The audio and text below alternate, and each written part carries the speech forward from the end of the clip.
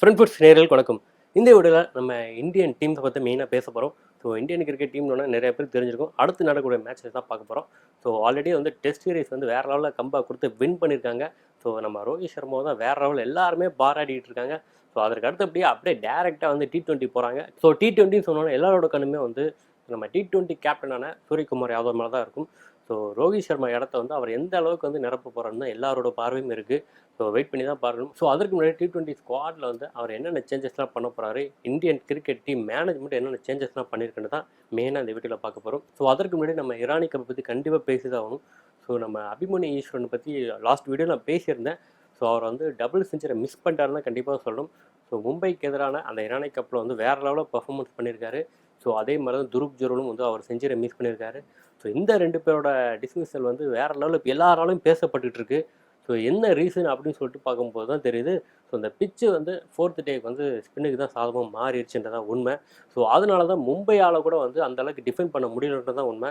So நம்ம முதல் 3 நாள் வந்து பார்த்துருப்போம் பேட்டர்ஸ் தான் சாதகமாக இருந்துச்சு. அதுக்கடுத்து 4th டே அண்ட் 5th டேன்னு வரும்போது ஆட்டோமேட்டிக்காக வந்து ஸ்பின்னுக்கு தான் வந்து பிச்சு சாதகமாக தான் இருக்குன்றது எல்லாருக்குமே தெரிஞ்ச விஷயங்கள் தான். ஸோ அதை வந்து நம்ம ரெஸ்ட் ஆஃப் இந்தியா பேட்ஸ்மேனாக இருக்கட்டும் அண்டு மும்பை பேட்டர்ஸாக இருக்கட்டும் ஸோ அதை வந்து அந்த அளவுக்கு கணிக்கலன்றதா உண்மை. ஸோ அதற்கடுத்தபடி இப்போ கரண்ட்டில் வந்து 200 ரன்ஸ் கிட்ட அடிச்சிருக்காங்கன்னு நினைக்கிறேன்.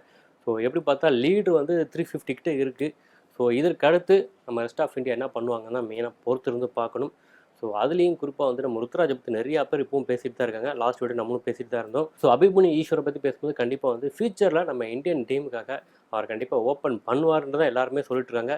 ஸோ அதை பற்றின உங்களோட கருத்துனும் அதையும் கண்டிப்பாக கமெண்ட் மென்ஷன் பண்ணுங்கள். ஸோ அதற்கடுத்தபடி நம்ம T20 ஸ்குவாட் அப்படின்னு வரும்போது நம்ம ஹர்திக் பாண்டியா வந்து கம்பேக் கொடுத்துருக்காருன்னு தான் கண்டிப்பாக சொல்லணும். ஸோ அவரை பற்றி நிறையா பேர் பேசிகிட்டு இருக்காங்க. இப்போ அவரை பற்றின ஒரு இஷ்யூ தான் வந்து இப்போ சோஷியல் மீடியா ஃபுல்லாக போயிட்டுருக்கு. ஸோ அவரை பற்றின அப்படி என்ன தான் இஷ்யூ போயிட்டுருக்கு அப்படின்னு பார்த்தீங்கன்னா நம்ம இந்தியன் டீம் போலிங் கோச் அப்படின்னு சொன்னால் நிறைய பேர் தெரிஞ்சிருக்கும். எஸ் நம்ம மோர்னே மோர்கல்.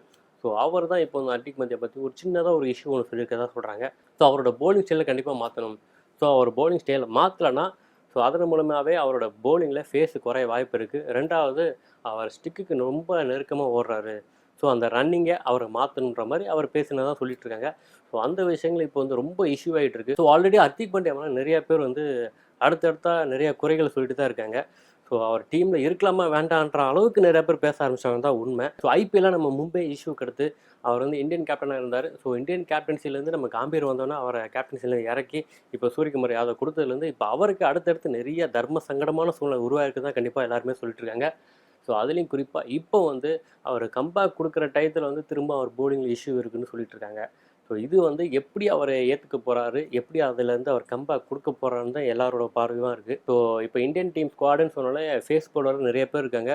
அதுவும் ஆல்ரவுண்டரில் பார்த்தீங்கன்னா ரித்திஷ் ராணா ரெட்டி அண்ட் சிவன் துபே. ஸோ இவங்க 2 பேருக்கு நடுவிலே காம்படிஷன் ஹெவியாக இருக்குன்னு சொல்லிட்டு இருந்தாங்க. இப்போ வந்து அதில் ஹர்திக் பாண்டியாவுக்கு இடம் இருக்குமோன்ற மாதிரி நிறைய பேர் கேட்டுருக்காங்க.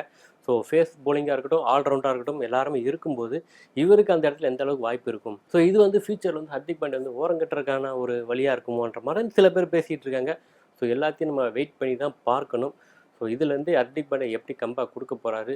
ஸோ இந்தியன் டீமில் பவுலர்ஸ்னு வரும்போது இப்போ எக்கச்சக்க காம்படிஷன் ஹெவியாக இருந்துச்சு தான் உண்மை. அதுலேயும் ஆல்ரவுண்டர் பார்த்தீங்கன்னா ஃபேஸ் ஆல்ரவுண்டராக இருக்கட்டும் அண்டு ஸ்பின் ஆல்ரவுண்டராக இருக்கட்டும் எல்லாமே வந்து பார்த்திங்கன்னா ரொம்ப ஸ்ட்ராங்காக தான் இப்போ இருக்குது. ஸோ ஃபியூச்சரில் வந்து இந்தியன் கிரிக்கெட் டீமை பொறுத்த வரைக்கும் ஒரு பார்ட் டைம் பவுலர்ன்ற ஒரு பிரச்சனையே இருக்காது. ஸோ பவுலிங் சைடு பிரச்சனை இருக்குன்ற மாதிரி தான் பிளெயினாக ப்ரீப்ளான்டாக எல்லாமே பண்ணிகிட்டு இருக்காங்க.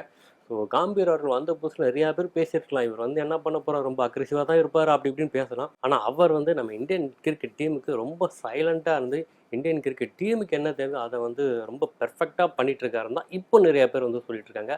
ஸோ நான் சொன்ன விதத்தில் ஏதாவது குறைகள் வந்து அதையும் கண்டிப்பாக கமெண்ட் செக்ஷன் மென்ஷன் பண்ணுங்கள்.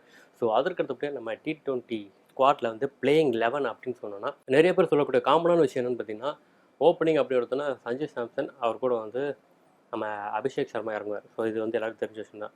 So one down as usual எல்லாருக்கும் தெரிஞ்ச விஷயங்கள் தான். ஸோ நம்ம கேப்டன் வருவார் சூரியகுமார் யாதவ். இல்லை அப்படின்னா ஒன் டவுன் வந்து நம்ம ரியான் பராக் வருவாங்க. ஸோ 2 டவுனாக கூட வந்து கேப்டன் வரலான்ற மாதிரி பேசியிருக்கேன். ஸோ அதுவும் எனக்கு கொஞ்சம் லாஜிக்காக தான் இருக்குது. ஸோ ரியான் பராக்குக்கு வாய்ப்பு கிடைக்கும் பட்சத்தில் கண்டிப்பாக அவர் தான் ஒன் டவுன் இருப்பார். ஸோ அதில் எந்த சந்தேகமும் இல்லை. ஸோ ஆஸ் யூஷுவல் 2 டவுன் வந்து நம்ம ஸ்கை வருவார். ஸோ அதற்கு அடுத்தபடியாக நம்ம சிவன் துபே, ஹர்திக் பாண்டியா அண்ட் ரிங்கு சிங் இந்த 3 பேருமே இருக்காங்க. இந்த 3 பேரில் எத்தனை பேருக்கு வாய்ப்பு கிடைக்கும்னு தெரியல. ஸோ ஸோ அதற்கு அடுத்து வாஷிங்டன் சுந்தர் அண்ட் வருண் சக்கரவர்த்தி வேறு கண்டிப்பாக பிளேயிங் லெவலில் இருக்கணும்னு சொல்லிட்டு இப்போ நிறைய பேர் சொல்லிட்டு இருக்காங்க. ஆனால் நம்ம இந்தியன் கிரிக்கெட் டீம் மேனேஜ்மெண்ட் வந்து என்ன முடிவு பண்ணுறாங்கன்னு கொஞ்சம் வெயிட் பண்ணி தான் பார்க்கணும்.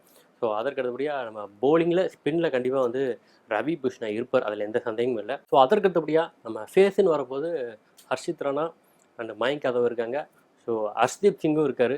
ஸோ இதில் எப்படி ஃபேஸை யூஸ் பண்ண போகிறாங்க நம்ம வெயிட் பண்ணி தான் பார்க்கணும். ஸோ நான் ஆல்ரெடி சொன்ன போது தான் மயங்க் யாதவ் வந்து எடுத்தோன்னே யூஸ் பண்ணுவாங்கன்னா கொஞ்சம் டவுட்டு தான். ஸோ வெயிட் பண்ணி பார்ப்போம். இதில் வந்து பிளேயிங் 11 வந்து ப்ராபபிளாக யார் இருப்பா நீங்கள் நினைக்கிறோம் கண்டிப்பாக அதே கமெண்ட் செக்ஷன் மென்ஷன் பண்ணுங்கள். ஸோ அதற்கு அடுத்தபடியாக நம்ம எல்லாரோட பார்வையுமே வந்து வேர்ல்டு டெஸ்ட் சாம்பியன்ஷிப் ஃபைனலில் தான் இருக்குது. ஸோ வெயிட் பண்ணி பார்ப்போம். நம்ம லாஸ்ட் சீரிஸ் பங்களாதேஷ் சீரிஸை வின் பண்ண பிறகு ஸோ வின் பண்ணனால தான் வந்து நம்பர் 1 பிளேஸில் இருக்காங்க. ஸோ அது வந்து இப்போ இருக்கிற சிச்சுவேஷனுக்கு இந்தியன் டீமுக்கு ஒரு ப்ளஸ்ஸாக தான் அமைஞ்சிருக்கு. ஸோ ரோஹித் சர்மாவும் ஒரு அக்ரெசிவான ஒரு கேப்டன் கண்டிப்பாக இந்தியன் டீமுக்கு தேவைன்ற மாதிரி தான் இப்போ எல்லாருமே பேசிகிட்டு இருக்காங்க.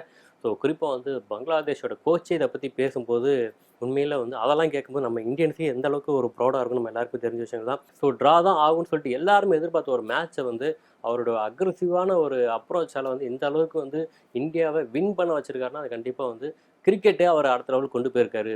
ஸோ டெஸ்ட் கிரிக்கெட்டில் ஒரு 2.5 நாள் வந்து விளையாடவே இல்லை, இருந்தாலும் கடைசி 2 நாளை வந்து எல்லாத்தையும் மாற்ற முடியும்னு சொல்லிட்டு அவரை நிரூபிச்சிருக்காருன்ற மாதிரி தான் பேசிகிட்டு இருக்காங்க. So all credits goes to வந்து கேப்டன் ரோஹித் சர்மா அப்படின்னு சொல்லியிருக்காங்க. ஆனால் இதுக்கு நடுவில் நம்ம ரோஹித் என்ன சொல்லியிருக்காருன்னா எல்லாமே வந்து பார்த்திங்கன்னா நம்ம விராட் கோலி தான் சாருன்னு சொல்லிட்டு அவர் அப்படியே வந்து வேறு லெவலில் பேசியிருக்காருன்னு கண்டிப்பாக சொல்லணும்.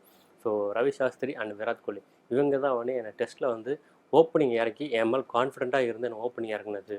ஸோ எனக்கு என்ன பெருமை சொல்கிறதோ எல்லாமே அவங்களுக்கு தான் கண்டிப்பாக போய் சேருன்ற மாதிரி சொல்லியிருக்காங்க. ஸோ இந்த ஒரு பாண்டிங்லாம் பார்க்கும்போது உண்மையிலே வந்து நம்ம இந்தியன் கிரிக்கெட் டீம் எந்த அளவுக்கு ஹெல்த்தியாக இருக்குன்னு எல்லாருமே வந்து பெருமையாக பார்த்துட்டு இருக்காங்க. ஸோ இதை பற்றின வேறு ஏதாவது கமெண்ட்ஸ் இருந்தாலும் கண்டிப்பாக அதையும் கமெண்ட்ஸ் மென்ஷன் பண்ணுங்கள். ஸோ இதோட இந்த வீடியோ நான் முடிச்சு அடுத்து உங்களுக்கு சந்திக்கிறேன். அதுவரை உங்கள் வந்து விடப்படுது சண்முகம்.